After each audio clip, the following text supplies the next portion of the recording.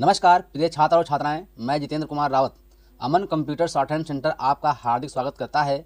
जो छात्र और छात्राएं सिंह प्रणाली शॉर्ट हैंड पूरी किताब पढ़ चुके हैं और उस किताब के मैटर की भी शॉर्ट हैंड डिक्टेशन स्पीड बना चुके हैं और उन्हें अधिक शॉर्ट हैंड डिक्टेशन स्पीड बनानी है तो संपर्क करें, क्योंकि हमने रामधारी गुप्ता की किताब में से 203 पेज डिक्टेशन के लिए हैं, जो प्रत्येक पेज में 400 शब्द हैं, जिनका डिक्टेशन 60, 80, 100 व 120 शब्द प्रति मिनट की स्पीड से 400 व 800 शब्दों पर दिया गया है। जो छात्र व छात्राएं विधिवत रूप से इन मैटरों का होमवर्क करके व्हाट्सएप पर चेक करा के अपनी शॉर्ट हैंड डिक्टेशन स्पीड बढ़ाना चाहते हैं या आउटलाइन प्राप्त करना चाहते हैं या शॉर्ट हैंड पढ़ना चाहते हैं तो संपर्क करें। Mobile number 91 98 94 39 41। दूसरा है 700 790 52 75। अतः संपूर्ण पढ़ाई व्हाट्सएप पर वीडियो के माध्यम से कराया जाएगा। धन्यवाद। मैं अपने बारे में कहता हूँ। जब मैं छोटा था और कॉलेज में पढ़ रहा था, तब रूस और जापान के बीच युद्ध छिड़ा। उस समय समाचार पत्रों में जापान के संबंध में बहुत सी बातें छपा करती थी। उनमें एक बात यह भी थी कि जापान में समूरिया जात के लोगों ने अपने सब अधिकार वहाँ के राजा को दिए थे। उसके बाद जापान बड़ी उन्नति कर सका। हम लोग ये पढ़कर आश्चर्य और सराहना करते थे। उससे बढ़कर हमारे यहाँ के लोगों ने स्वराज स्थापित होने के बाद 1-2 वर्ष में एक उदाहरण उपस्थित करके दिखाया।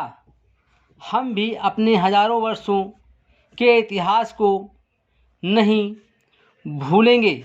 जो रियासतें अलग अलग स्थापित हो गई थी और एक प्रकार से भारत कई टुकड़ों में बटा हुआ था, वे सब टुकड़े एक हो गए।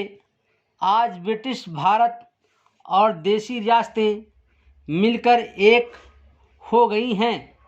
उसके बाद हमारे सामने यह प्रश्न आया कि भारत के लोग केवल स्वराज से ही सुखी नहीं हो सकते, उनको किसी न किसी प्रकार सुखी बनाना है।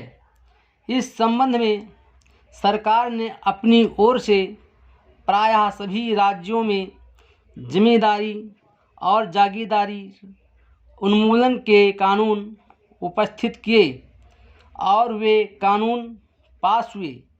प्रसन्नता की बात तो ये है कि बहुत से स्थानों में कानून उन लोगों की स्वीकृति से तथा उन लोगों की सलाह से पास किए जिनकी जमींदारी और जागीरदारी समाप्त हो जानी थी।